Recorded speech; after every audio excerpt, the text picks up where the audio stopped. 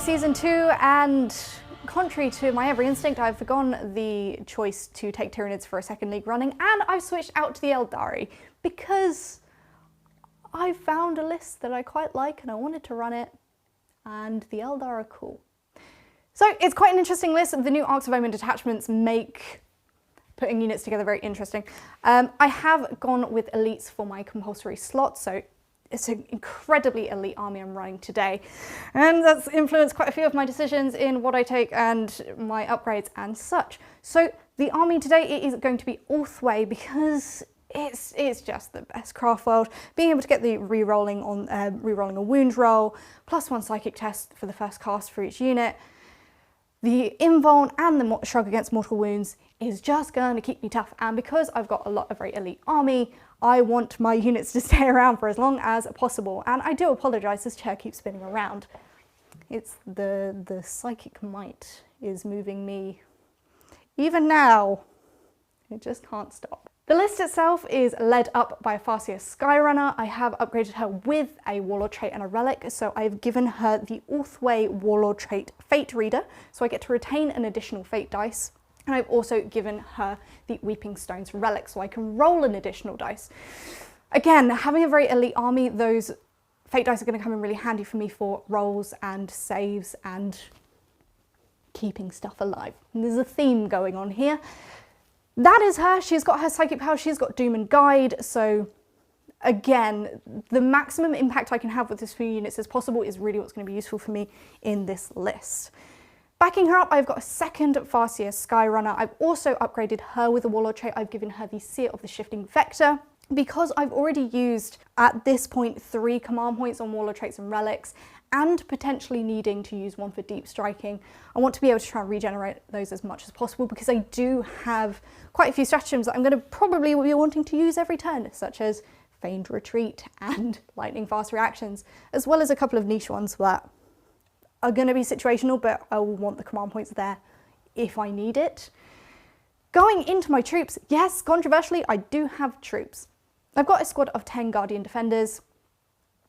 Really, their main role is to fill up a transport so I can pop it down and not have it explode immediately, which would really suck, and also being a cheap unit to hold in my backfield objective, so I don't have to keep a Wave Serpent there or something else. Going into the elites, which is the main section of my army, welcome to all of the Wraiths! Yeah, this is my theme. It's the Wraiths that I'm comfortable with, and that's why I've gone with them, because I really like their playstyle. And in competitions, you're going to want to play with what you know, otherwise you will probably lose because it's counterintuitive to what you're doing. So I've got 2 units of 5 Wraithblades. They have got the Ghost Axes and the Force Shields, because I personally think they're just better. It makes them a bit more survivable with the shields, and I like the axes. I've also got 2 units of Wraithguard. They've got the Wraith Cannons, not the D-Scythes, because the D-Scythes went up in points, and I think the Wraith Cannons are better, fewer shots, but better range, and they're going to be quite strong for me. Now, I've got some options with what I can do with all of those, because I've got my 3 dedicated transports. Of course, I've got the 3 Wave Serpents. So my Wave Serpents have the Twin Bright Lance and the Shuriken Cannon, and I've upgraded them each to have a Crystal Targeting Matrix, so I can benefit from Dents and hide behind it and be harder to hit while not taking the penalty for being behind Dents, or any ballistic skill roll modifiers like Smoke Screen, or I don't really know what anyone else might have that could modify it, but I'm ignoring it regardless. It allows me a little bit more mobility and to use the trait to my advantage. So they're really good. The options I have with those, I can put my Wraithblades in them and the Guardian Defenders, and then I've got the option, if I wanted to have a Wraithguard in there instead of the Defenders, but it really does depend on the matchup and the terrain setup and the mission as to whether or not I want to deep strike my Wraithguard or even put them in strategic reserves. So that is that, and I do also have some fast attack, which I almost completely forgot about, which would be my Shining Spears. I've got a unit of 6 here. I've got a really slow army. Beyond the Wave Serpents and my Farseers, my Wraiths are really slow. So having something that can be fast and killy in the first couple of turns is going to be really useful for me, so I can actually start taking out the units that will kill me in return. The Shining Spears are going to be quite a good front runner unit for me because my Wraiths are so slow. Yes, they're going to be in Wave Serpents or even potentially not on the board. I need something that can do something I need something that can do something. That is a sentence that makes sense. Congratulations, Jinx, you're the smartest person on the team. I need a unit that can do something for me fast in the first few turns. To that end, I've upgraded them. So my Exarch has got the Expert Lancers. So on the charge, I get +1 to hit, and it also buffs him up. So I think he gets +1 to hit and also innately, and also an extra wound because he gets the Exarch power. I've also spent the points to give him a Shimmer Shield because why wouldn't you? It's so cheap and so useful.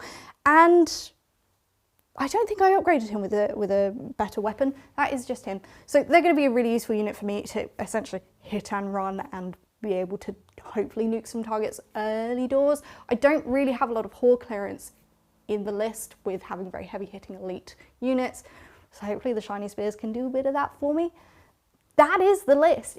I've managed to make it 2,000 points exactly, which makes me very, very happy. And I'm starting with 3 command points, although maybe 2 because I'm probably going to be deep striking. We'll see how that goes. For my secondary objectives, it's a bit of a tricky one, and I'm in a similar position that I was with the Tyranids, which is what I pick is going to be largely dependent on my opponent and the mission and the terrain setup. I don't really have too many auto takes. I've got Psychers, which does open up options of the Skry Futures and Psychic Interrogation for me, but Psychic Interrogation I can only really take if there is an easy character that's usually going to be quite aggressive, especially now you need a line of sight for it. Skry Futures is definitely interesting, although it's reliant on my Farseers being on objectives, and that might mean they need to be aggressive, and I want to keep them alive because they've got all of my buffing powers.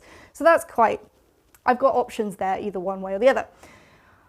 I have got the option of bring it down, but again, that's going to be incredibly situational against what my opponents have got. And I do have the option of no prisoners. Again, it really depends on what my opponent is bringing, and I don't have that much horde clearance in my army. So whether or not no prisoners is a choice is yet to be seen. Now, for Battlefield Supremacy, is it Battlefield Supremacy? The one where I now need to be all over the tabletop. Behind enemy lines could be cool because I have got the option for deep strike, and now that putting units into strategic reserve is free, I can put things a bit more where I want them in later turns. I've also got the option for engage on all fronts. My race might be slow, but my Farseers, my Shining Spears and my Wave Serpents are all very fast. So I've got no set options, but I've got a lot of options there. I can be incredibly flexible with my secondaries for this list, so I'm sure I'm going to find something to come up in every situation.